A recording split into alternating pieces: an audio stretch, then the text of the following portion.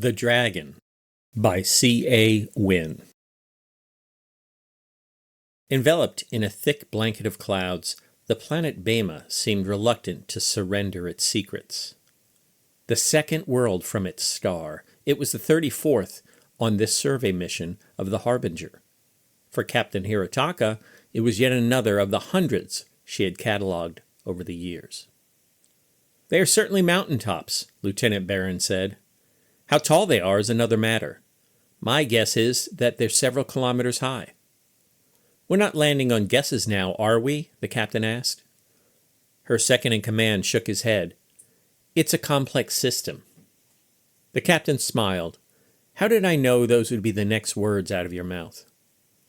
She wasn't unsympathetic to his challenge. They'd been circling the planet for hours. Orbital scans implied 3 continents surrounded by oceans, but that's as accurate as they could get. The 2 drones they had sent had fallen silent, so committing another seemed pointless, not to mention being against protocol. Their options came down to probing the atmosphere themselves or abandoning the planet. The captain had done the latter often enough, but never with a world where water was abundant. "What makes you think it's several kilometers?" she asked. "Like I said, it's a guess," the lieutenant said. "Computer analysis puts the probability at better than 70%. They hadn't encountered many planets like this. Most were rocky wastelands. The few they'd found with atmosphere boasted only bacteria and simple vegetation. Wherever they detected life, they were obligated to investigate. Here, they could identify little but the faintest outline of land masses beneath a blanket of water vapor. Still, an atmosphere and water meant life was possible, if not likely." "And you can't determine if the clouds are blocking our scans?" the captain asked. The lieutenant shook his head. "I don't detect anything more than water and particulates." "Could it be in the dust? Some mineral with dampening properties?" she asked. The lieutenant blew out a long sigh. "If that's true, then it'll be in the soil, too. That won't make any of our analysis easy, even if we can land." Captain Hirotaka addressed the pilot. "Ensign, what if we probe about 100 meters into the clouds to get a better reading?" Ensign Aylis turned toward the captain, a look of concern on her face. "We'll be flying blind, ma'am. It's a big risk." "I'm trying to learn something here," the captain said. "We can be reasonably sure there's life below those clouds. You've flown with limited visibility before." "Not without sensors," the pilot said, turning back to her monitor. The captain suppressed an urge to sigh. "Nothing has been ideal about this planet, has it, Ensign?" she asked. "We may have to feel our way around, so let's lock in on the best approach and take it slow. Everyone should be on high alert." The captain turned to Lieutenant Barron. "How many external cams do we have?" 7 operational, Lieutenant Barron said. "We still haven't replaced the lower aft since Akaro Prime." "That will have to do," the captain said. She didn't love being reminded of Akaro Prime. Not finding life was bad enough, but nearly losing her second-in-command made it much worse. The pilot addressed her screen and engaged the ship's navigation. "Secure for landing," Ensign Skazerton announced to the rest of the crew. "Can we get the camera feeds on the main screen?" the captain asked. Above the pilot, a large screen lit up with the different external views.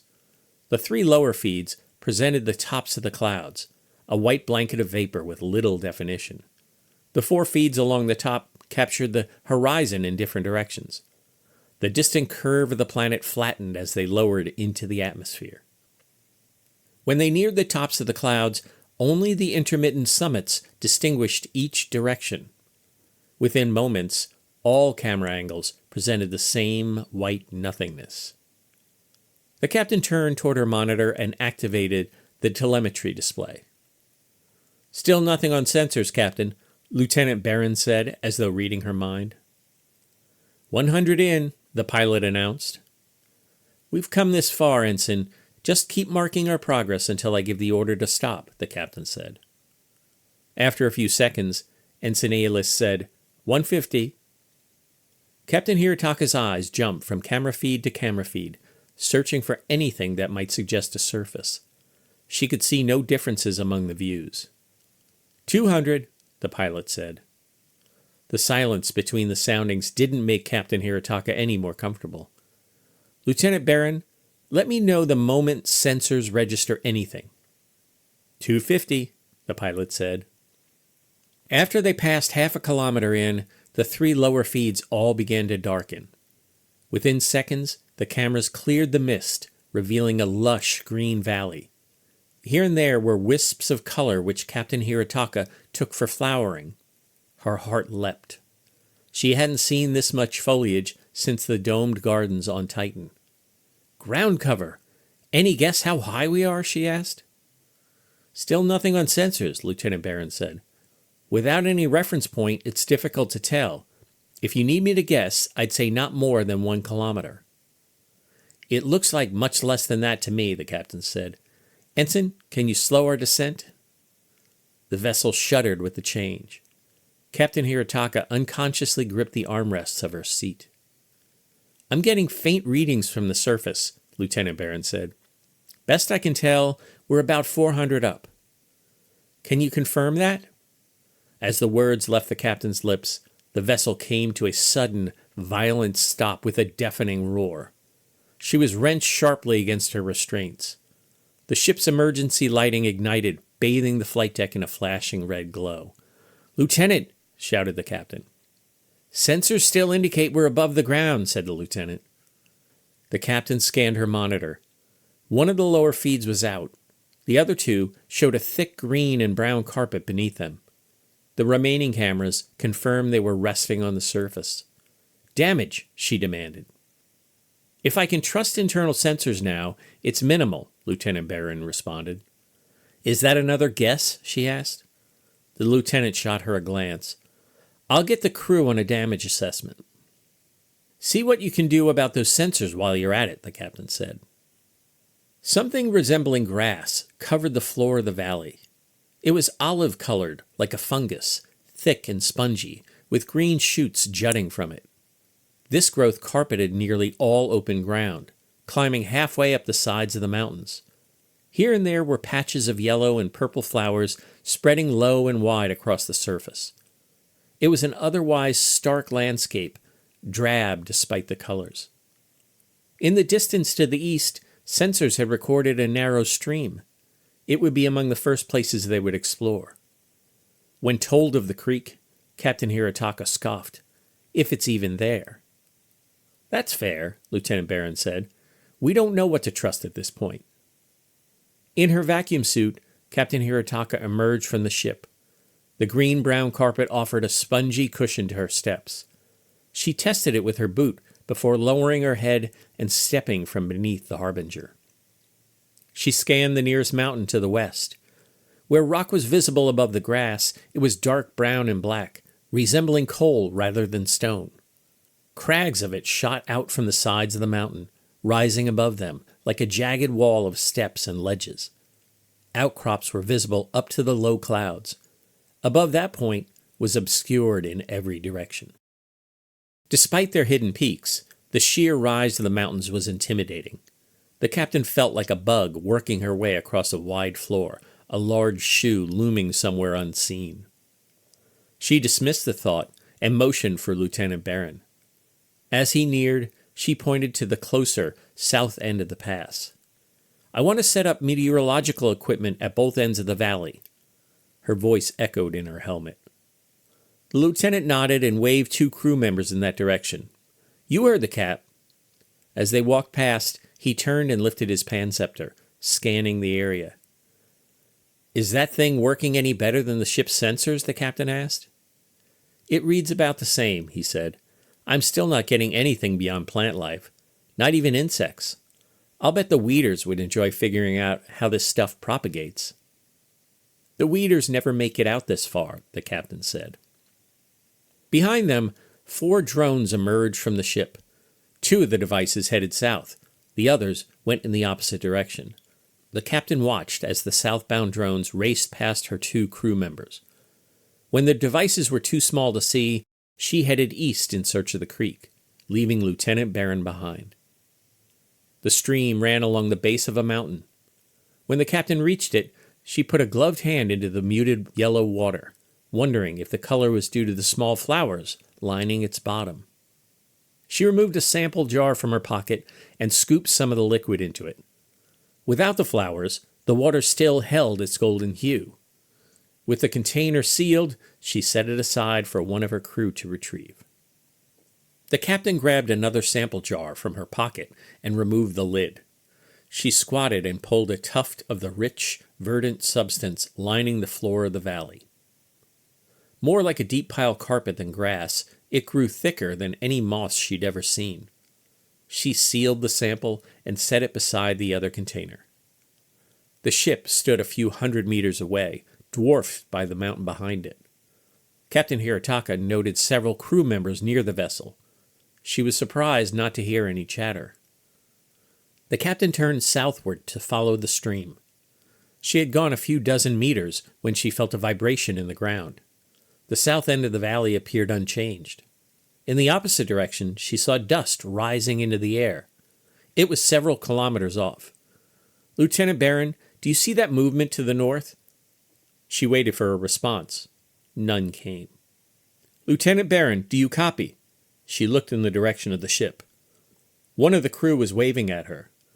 "Harbinger, this is the captain," she called. "Do you copy?" She started to trot toward the ship, pointing northward. As she ran, her head turned periodically to watch whatever was approaching. It was still at a distance, but moving toward them. As she closed on the ship, the lieutenant's voice broke through, filling her helmet. "The same sort of dampening. That's the best we can figure," he said. "What do you suppose that is?" she asked, pointing toward the dust cloud. Lieutenant Barron looked northward and shook his head. "Still have no idea." "And your pansceptor?" she asked. "That's what I was saying," the lieutenant said. "Comms and sensors are still compromised. We have yet to confirm anything, but your theory about something in the rock is still the most likely." "So there might be animal life, but we just don't see it?" she asked. "I suppose," the lieutenant said. "And that could be a herd of buffalo or elephants on a stampede," she said. "Let's hope it's not something like that," said the lieutenant. "We're not going to stick around to find out which it is," the captain said. "Signal the Harbinger to recall the landing party. Get drones out to the furthest ones if they don't respond immediately. I don't have a good feeling about this." She'd learned to listen to her instincts. Aboard the Harbinger, the sensors still provided the captain with no new information. The ship's cameras offered a much better view of what approached, but that didn't necessarily make it any easier for them to understand. The cloud to the north was the result of a mass of limbs and vines writhing in the shape of a sphere. It was about 10 meters tall, traveling at around a kilometer per hour, churning up dust and dirt as it went. The components of the object didn't simply move within it. Tendrils of varying lengths and sizes pushed it forward. Bouncing and careening, it worked its way diagonally across the wide valley, like a self-propelled tumbleweed. Its direction brought it within half a kilometer of the ship. When it had passed, the captain ordered another landing party. "I want to know what that thing is, and figure out what's disrupting our sensors." The science officer, Lieutenant Fanner, accompanied the captain and Lieutenant Barron to the trail of the creature. They remained close together to avoid losing comms. Between them and the vessel were 3 other crew members. Each of them was positioned at a short enough distance to serve as a relay for communication with the ship. The captain assessed the broad swath of ground left barren by the creature. "Makes me think of a dragon." "The mythical creature?" the lieutenant asked. "It's the straight, narrow path of destruction," she said. "Like scorched earth from a fire-breathing dragon. Just as mysterious, I suppose." Very little of the mossy grass remained in the creature's wake. Here and there were scattered remnants, twigs, and tendrils. Though more pliable, the material resembled wood. It was arranged in sinews, contracting impulsively on the ground when they found it. The crew moved along the path, gathering samples. "Feeding?" the captain asked. Lieutenant Fanner shook his head. "Like nothing I've seen." "But it is possible," she said. "Consuming this material?" he asked. I suppose so. More likely than a dragon, anyway. Lieutenant Fanner turned to the captain and smiled. The captain pointed to a clump of moss discarded along the path. Let's get a sample of that. Maybe there's some digestive fluid. Crew member Ivaldi's voice filled her helmet. Captain, we've detected another tremor. While she hadn't yet felt it, Captain Hirotaka turned quickly. Ivaldi, inform the Harbinger that we are on our way back. Have the ship prepped for immediate departure. As they hurried toward the ship, the captain scanned the north end of the valley. There was no telltale dust cloud. Turning south, she saw it. This one was much larger than the last. She didn't bother trying to estimate its size. From this distance, she wondered if it would even fit in the valley. Ivaldi, do we know how fast that thing is approaching? The sensors are still not functioning, ma'am, said the crew member. Tell the ensign to get my ship out of there if that thing gets too close. Don't wait for us, said the captain. She finally felt the ground shake beneath her feet. It started as a low rumble. By the time they'd reached the ship, she found it difficult to stand, much less run. She swept her arm forward, directing her crew into the airlock. Once inside, she activated the hatch and shouted into the comm, "Lift, now!" As the vessel began to rise, the rest of the landing party cleared the inner hatch. The ship shook around them. The captain grabbed a railing to steady herself. "Strap down, anywhere you can," she yelled. Before she could exit the airlock, the ship lurched to one side. The vessel became unmoored, spinning as though in zero gravity. Time seemed to slow. She grabbed the railing tightly, threading her arm through it. Around her, unsecured equipment began flying. Here and there, she caught a glimpse of a hand, an arm, a leg. Holding fast to the rail, her arm strained with each sudden shift. At some point, the bone snapped, but she maintained her grip. They were no longer going up. Instead, they were tumbling, turning, crashing. Lights blinked out. The flashing red of warning replaced them. The rolling and hurling of objects seemed to last forever. Her head whipped around violently. They were thrust about, at once forward, then tumbling backward. Side to side, the ship rolled and bounced. Back and forth it tumbled and whirled. She closed her eyes just in time to feel the hard metal of the bulkhead strike her skull. The pain in her right arm was like a flame burrowing into her. At first, it seemed far off, like she came upon it after emerging from a long tunnel. Now, it was white hot, a searing knife of agony. Unable to open her eyes, she was left to imagine her surroundings. She was lying on something long but narrow, with restraints against her chest and legs. Someone was dragging her across the ground. The movement made her nauseous. Unable to control it, she vomited what little was in her stomach. "Captain?"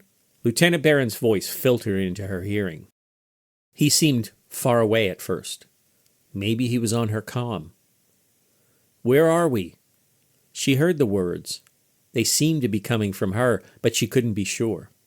Her head hurt even more when she spoke.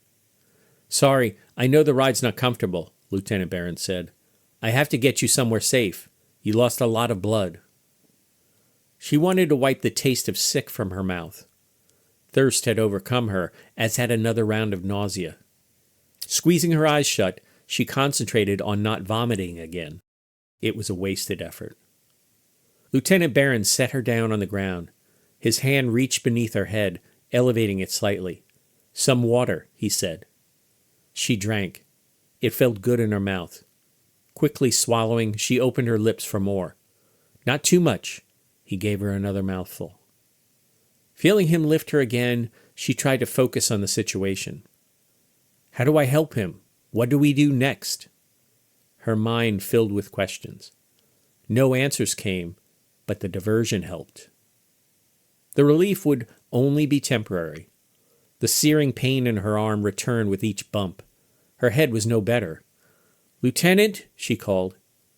The word brought more pain, this time to her head. "Try to rest," he said. "Where are we going?" she asked. "Out of the valley, if we can," he said. "What about the crew?" she asked. The lieutenant didn't answer. "Lieutenant Barron, I need a report on the crew," she said. "There is no crew," he said. The darkness took her.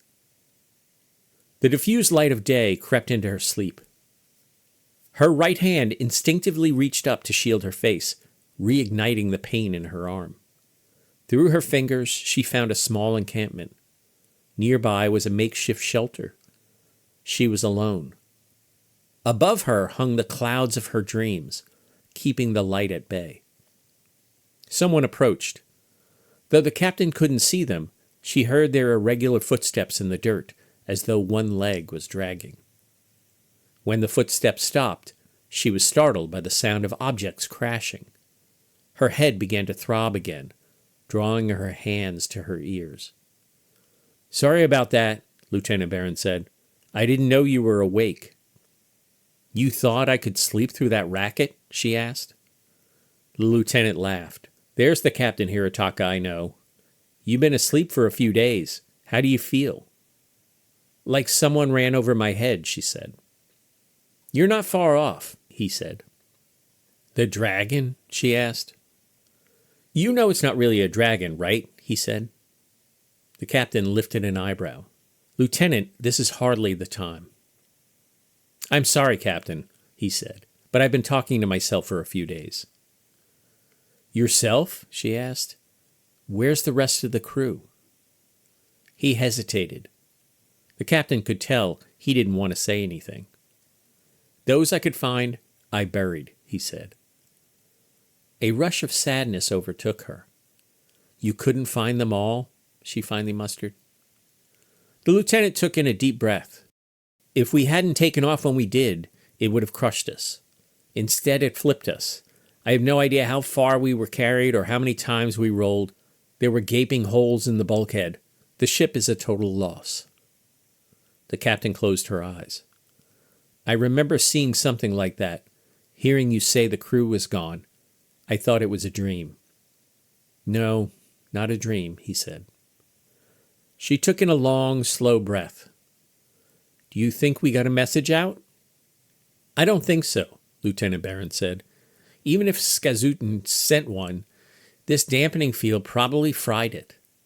Maybe the emergency alarm triggered something, but that would have had the same story."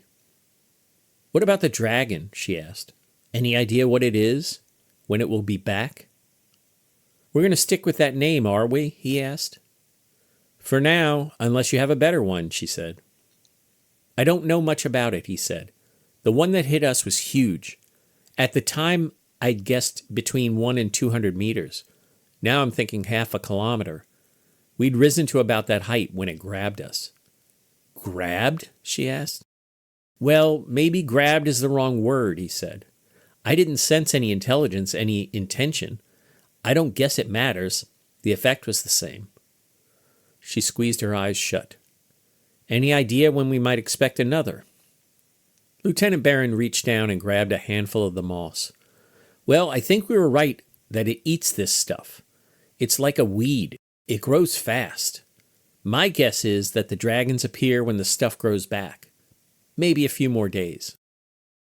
She rested her head back on the ground, looking straight up to the sky. The cloud cover was just as she remembered it, and she still couldn't see the tops of the mountains. "What about supplies?" she asked. "I pulled what food and water I could from the wreckage," he said. "We'll be okay for a few weeks, longer if we're careful." "What about comms?" she asked. "Well, they still don't work, but I got what I could," he said. Captain Hirotaka rolled onto her side and tried to stand up. The lieutenant rushed to her. "What are you doing? You still need rest." "We don't have time to rest," she said. "Look around you, Lieutenant. This grass grows everywhere. How long before one of those things shows up here? Not to mention what we might be breathing in right now. We have to get a comm link up as soon as possible." Lieutenant Barron helped her to her feet, patting dust from her suit. "I've been thinking about that," he said. "What if we're wrong about the rock?" "How so?" she asked. "Remember Okaro Prime?" he asked. "I've been trying to forget it," she said. Lieutenant Barron frowned. "You saved my life. I can't forget that." The captain tried to smile. Lieutenant Barron waved his hand. Anyway, remember we were having trouble with our equipment then, too. Sampling gear, she said. Right, not sensors. Still, we found out later it was bacteria, she said, the memory returning. It was giving off some low-frequency interference. So what if the dampening is coming from the grass? Captain Hirotaka asked. If that's true, then we need to get away from it. He looked up the side of the mountain, or above it. The captain followed his gaze. Up that? I could climb it, he said. You? Alone? She asked. Oh no, I'm coming with you. He glared at her. We can't risk another injury to your head, and that arm. I am still the captain here, she said. A lot of good that's doing you, he said. I'm serious about climbing the mountain, she said. And I'm serious about keeping you alive, Erena. I owe you that. She couldn't remember the last time anyone had called her by her first name. It was certainly before they'd embarked on this mission. She let the discussion drop. If she rested a few more days and they took it slow, she was sure they could make it together. The climb up the hill took much longer than the captain had expected. Her broken arm didn't help.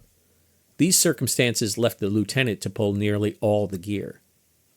Midway up to the clouds, they'd passed the highest point of the thinning grass and the threat of the dragons. From this vantage point, the captain could see the other mountains in their vicinity.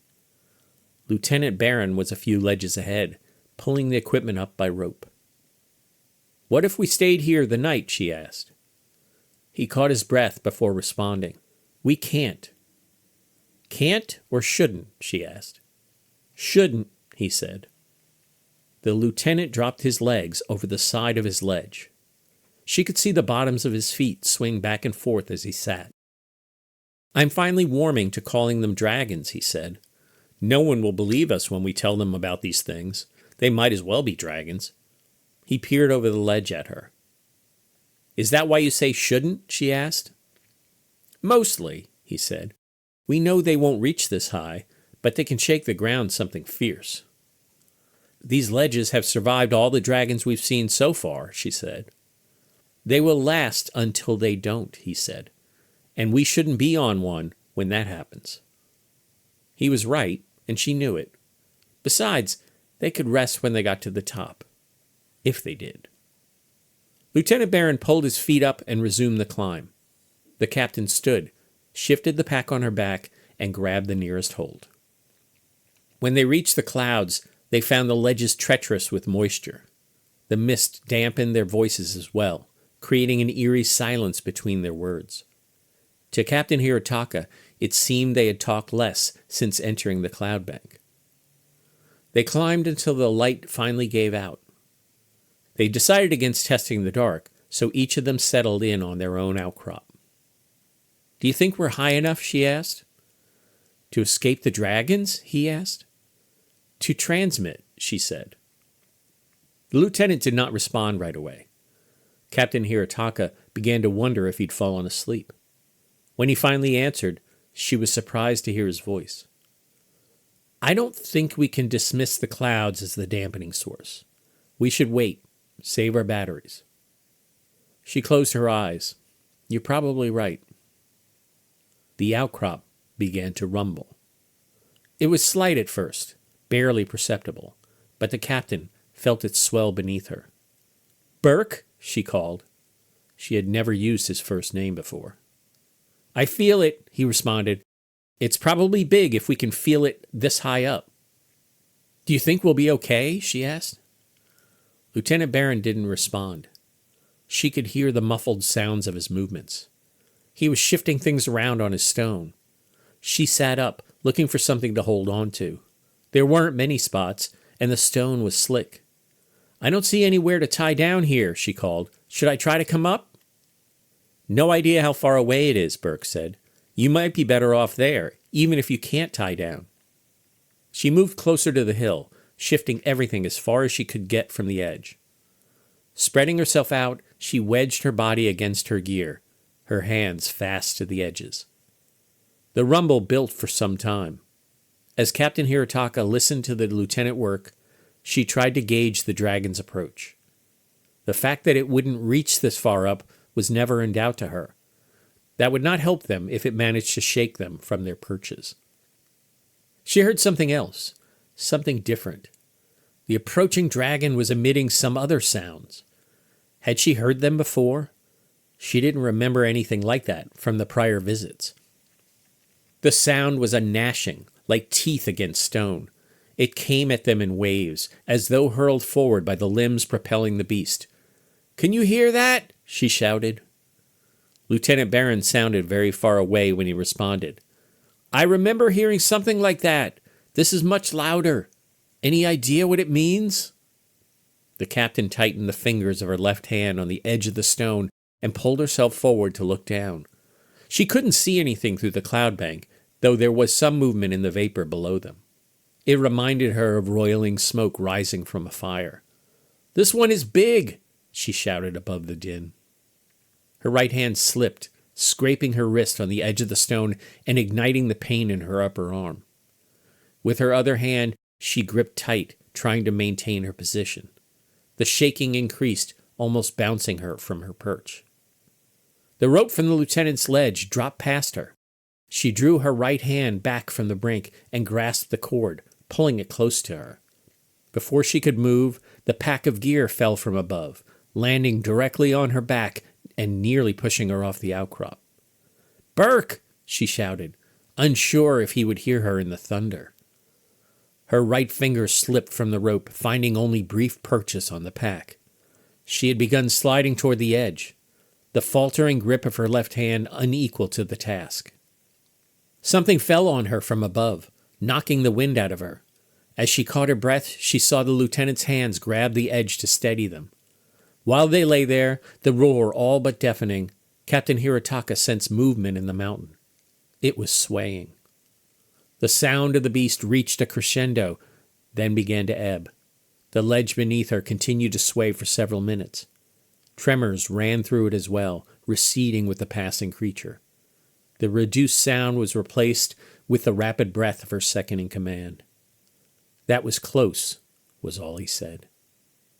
The thick clouds predictably filtered the rising sun. With first light, Lieutenant Barron eased himself up to the next landing, pulling the gear behind him. The captain followed, cradling her splintered arm. They climbed that way for several hours, the air thinning along with their strength. Nearing the middle of the day, the lieutenant shouted, "We're coming out of it!" Captain Erena Hirotaka paused, a secret smile spreading across her face. She looked down into the white mist, wondering if she would ever again visit the mossy surface and its many dragons.